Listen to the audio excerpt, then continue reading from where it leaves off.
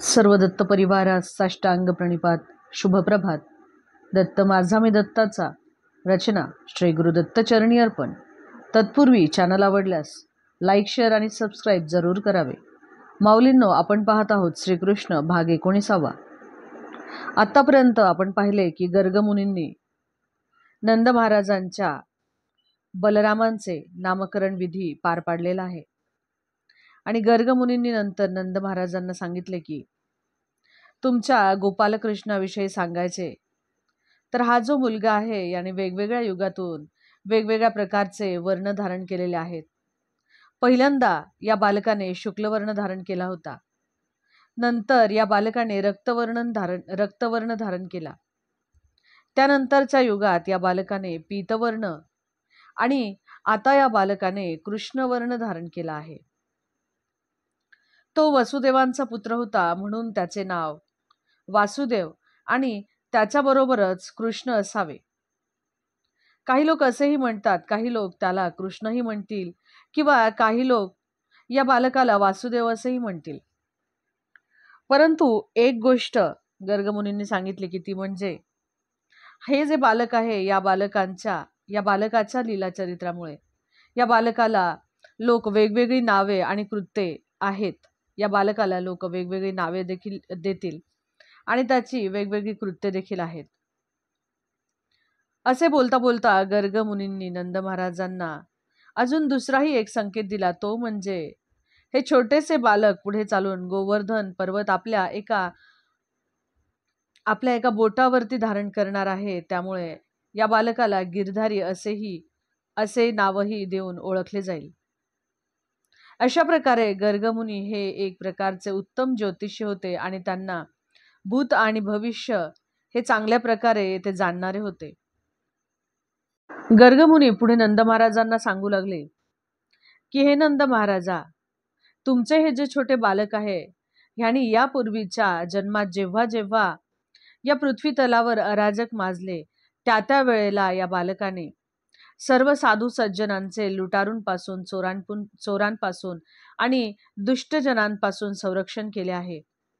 हे बालक एवढे सामर्थ्यवान आहे की या बालकाचा जो कोणी भक्त होईल त्या भक्ताला त्याच्या शत्रूकडून कधीही तो भक्त संकटात सापडणार नाही आणि त्या भक्ताचे स्वतः विष्णू संरक्षण करतील. तुमचे हे जे बालक आहे हे बालक सामर्थ्याने, ऐश्वर्याने आणि सौंदर्याने हे भगवान नारायणांसारखेच असेल. म्हणून गर्गमुनींनी त्यांना सल्ला दिला की तुम्ही या बालकाचे काळजीपूर्वकच संरक्षण करावे आणि कुठलीही बाधा न येता ते मोठे होईल. आणि दुसऱ्या शब्दात गर्गमुनींनी महाराजांची खात्रीच पटवून दिली की जणू काही हे बालक म्हणजे भगवान नारायणांचे थोर भक्त असल्यामुळे भगवान नारायणांनीच नंद महाराजांना आपल्या स्वतःसारखाच पुत्र प्रदान केला आहे. त्याचबरोबर गर्ग ऋषींनी सांगितले की या छोट्याशा बालकावर अनेक प्रकारच्या वेगवेगळ्या दुष्ट असुरांची संकटही येतील. असे त्यांनी बोलता बोलता नंद महाराजांना या गोष्टीचाही संकेत दिला आणि त्यामुळे या बालकाचे आपण काळजीपूर्वक संरक्षण करावे अशा देखील वारंवार नंद महाराजांना गर्गमुनींनी सूचना दिल्या. आणि गर्गमुनींनी महाराजांची जणू काही खात्रीच पटवून दिली की त्यांना भगवान विष्णूच म्हणून भगवान विष्णूंचा अवतार असलेलाच पुत्र प्राप्त झाला आहे.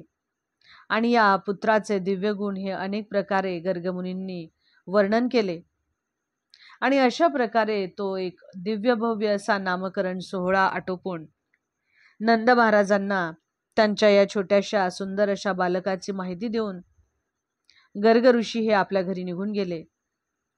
आणि गर्ग ऋषींकडून अशा प्रकारचा आशीर्वाद प्राप्त करून नंद महाराज देखील अतिशय संतुष्ट झाले आहेत. काळ असाच जाऊ लागला आणि काही काळामध्येच बलराम आणि कृष्ण हे त्यांच्या गुडघ्यावरती रांगू लागले होते. रांगत रांगत ते इकडे तिकडे फिरत असत.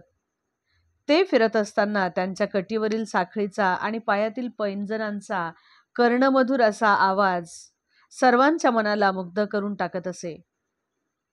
कधी कधी हे दोघे जण अतिशय सामान्य बालकांसारखेच वर्तणूक करून कधी कधी ते घाबरतच आपल्या मातेकडे पळून जात असत, संरक्षणासाठी आपल्या मातेकडे धाव घेत असत.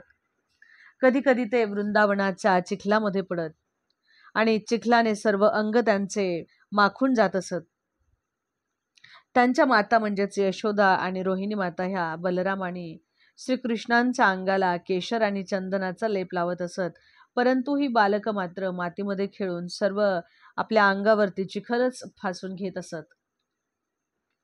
त्यांच्या माता अशा प्रकारे त्यांचे कोड कौतुक करत हे बालक हळूहळू लहानाचे मोठे होत होते आणि जसजसे मोठे होत होते तसतसा त्यांचा खोडकरपणा हा अधिकच वाढत जात होता.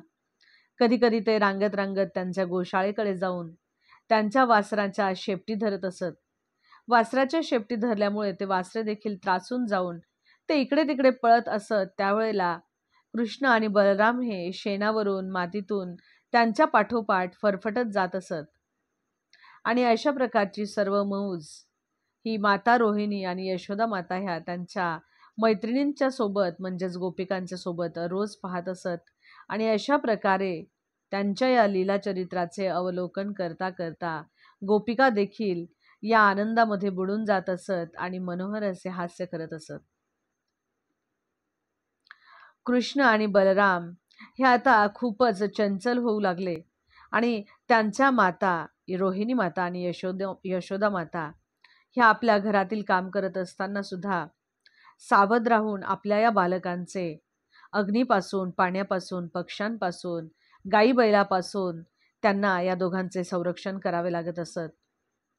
आणि आपले घरातील काम करत असताना देखील सदैव त्या या आपल्या दोन्ही बालकांचे रक्षण करण्याकरता तत्पर असत.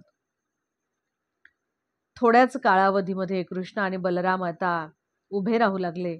हळूहळू ते पावले टाकू लागले आणि त्यांच्या समवयस्क असणाऱ्या मित्रांच्या सोबत ते अनेक प्रकारच्या लीला करू लागले.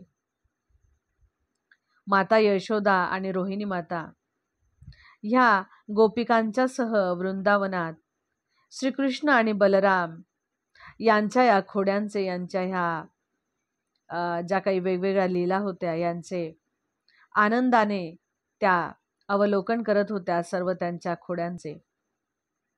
अशा प्रकारे बलराम आणि श्रीकृष्ण हे दिसामासाने वाढू लागले आणि त्यांच्या खोड्या सुद्धा वाढू लागल्या. अवधूत चिंतन श्री गुरुदेव दत्त. दिगंबरा दिगंबरा श्री पादवल्लभ दिगंबरा. जय श्री कृष्ण.